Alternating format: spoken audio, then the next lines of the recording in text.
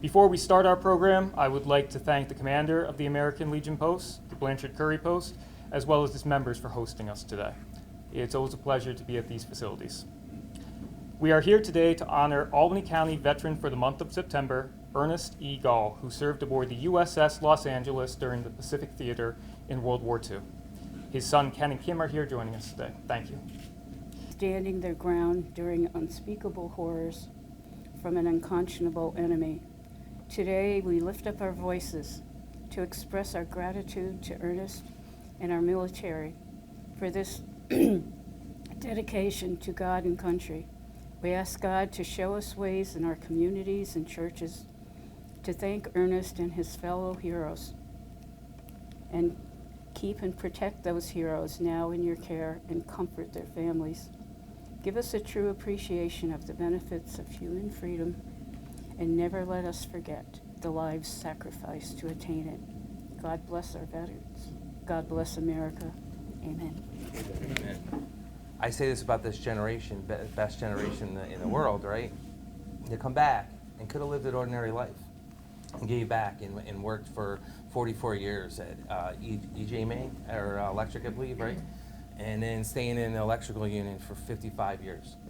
But more importantly, giving back to his community, being married to your mom for 60 years almost, I believe, and being a member of the Bethlehem Lutheran Church, and his activity back to the community through soccer, football, and everything else he did just shows what type of man he was. Quietly living his life, but yet giving back to the community all the time. And to me, that's like every veteran I see in this room that I have encountered, myself being in the service, is, we got the pillars that we go by, duty, selfless service, all that good stuff, honor, and the selfless service I see from these veterans that they don't look for a pat on the back, they're not looking for a medal, they're not looking for anything. What they're just doing is giving back and leading by example. Because I always say, actions speak louder than words. You can say all you want to say, but if you're not doing it, it doesn't work. And I see these veterans come back time and time again. And I do want to thank him for his service, for his 2 years in the Navy, for serving his country, for raising his right hand and going off to war for our country. But most importantly, coming back and just being inspiration, not just to his children, his 4 grandchildren, but more importantly to the neighbors next door, to the people in the community, and I can imagine he probably just smiled and just did his thing and just went about the way, and again, ignoring all the noise. So it is an honor to stand here to recognize such a man that did extraordinary things, not just in the military, but outside the military. So thank you for letting us honor him today. I do have a proclamation for him, and to say thank you. And we can get some copies if you need more copies for you. But I do want to say thank you for sharing your father with us.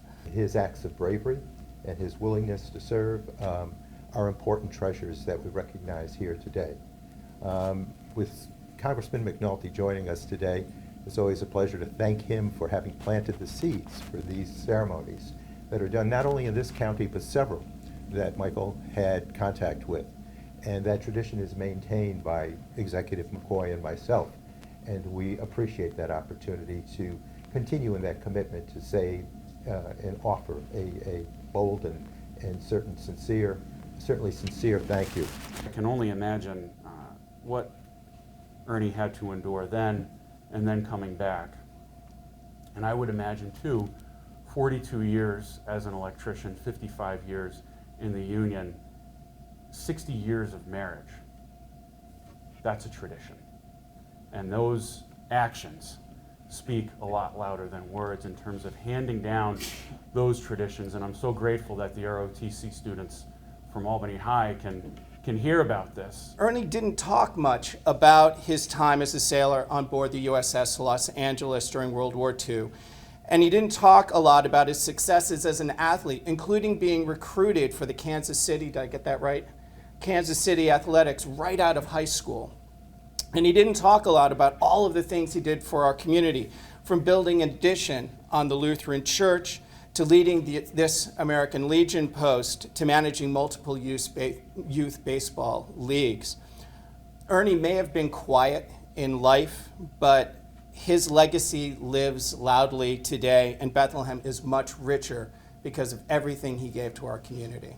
So thank you. Well, I didn't know the family. I do know Bill Collins, who said, he wrote his son at one point and said, be like Ernie. It's like a commercial of be like Mike. But when it's somebody like that, we do stand on those shoulders. And I too am thrilled to see our Albany High ROTC, the Henry Johnson ROTC, JROTC, here to also bear witness, as our senator said, bear witness to the amazing history and those who stand before us. So again, it's a privilege to be here.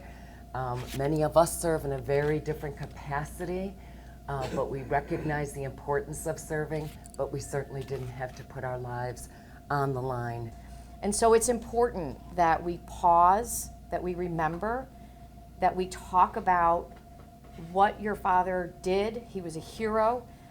My godfather fought in the Pacific. And, you know, my father, who was much younger than his two older brothers, used to say, you know, my brother John was in Europe liberating, and they were still fighting in the Pacific. And it was tough, and it was hard. And so your father lived through those challenges and came back and loved this country and this community so much that he continued to give back.